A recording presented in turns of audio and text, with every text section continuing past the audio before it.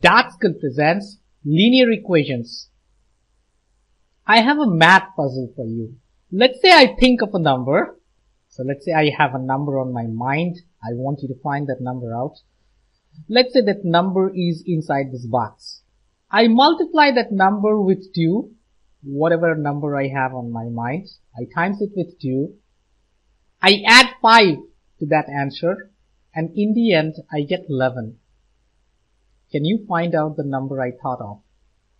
You replace this whole thing in math language with something called an equation, where in place of this box, you use a letter of the English alphabet to denote a number that you do not know. For example, X or Y or Z. Let's say we are going to use a Y for this box. So the equation is going to look like 2 times Y. We write that as 2y. We don't write the multiplication sign when a constant number is multiplied with an unknown or a variable. So we write 2y plus 5 is equal to 11. And what's y? The process of finding the value of y is called solving the equation.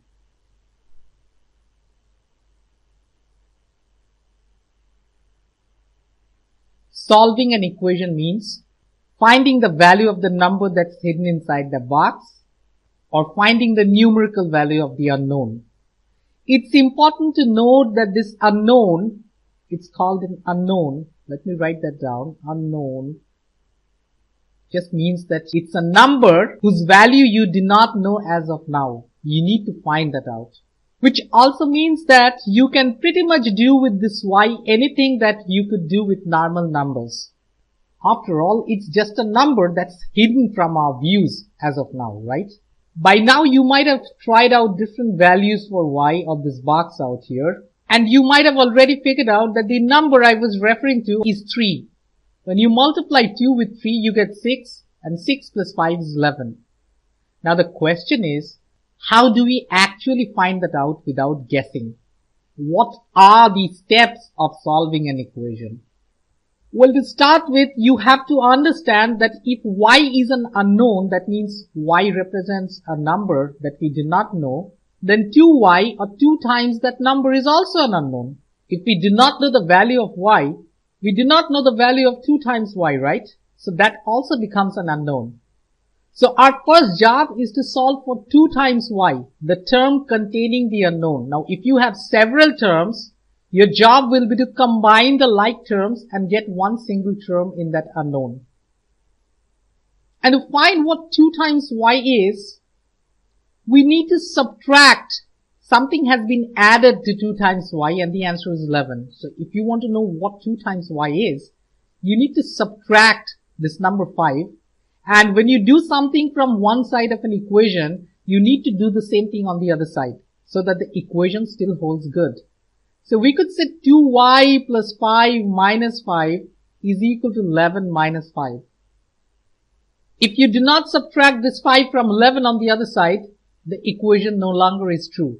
It's like saying if I write 10 plus 2 is equal to 6 plus 6, yes, that is true. Both sides equal 12. And if I want to subtract, let's say 5 from this side, that becomes 12 minus 5, which is 7.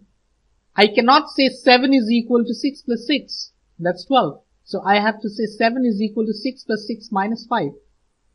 So if I subtract something from one side of an equation, I have to do the same on the other side. If I add something on one side of an equation, I have to do the same on the other side. And the same goes with multiplication and division.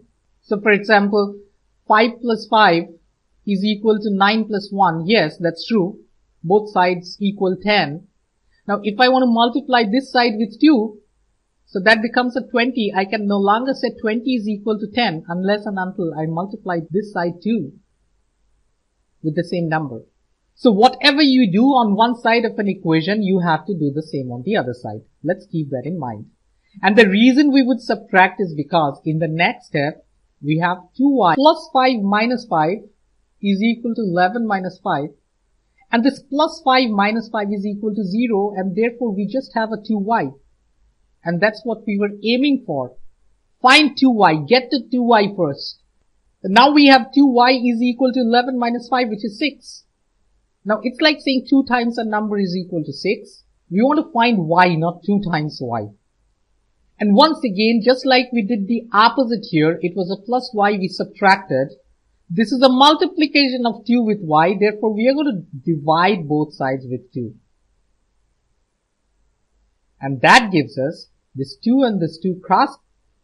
We have y is equal to 6 divided by 2, which is 3. The 2 and the 2 cross off to give you a 1. So that's 1y or y. Here comes another one. 6x plus 5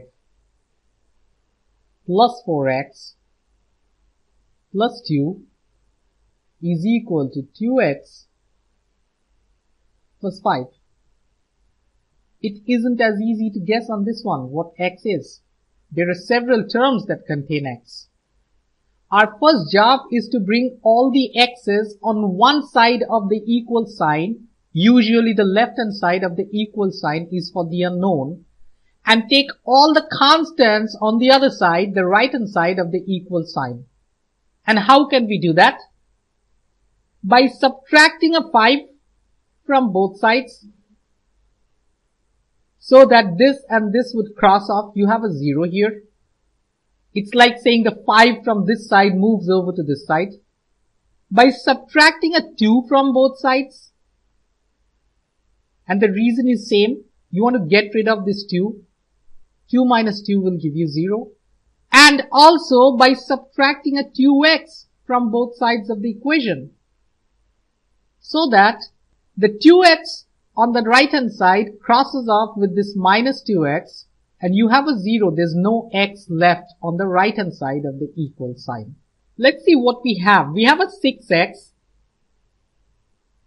plus, this is a 0, plus a 4x minus a 2x, 4x minus 2x, and then again plus 2 minus 2 is a 0, is equal to, on the other side, 2x minus 2x is a 0, plus 5 minus 5 happens to be a 0, and then we have a minus 2. This and this are all like terms.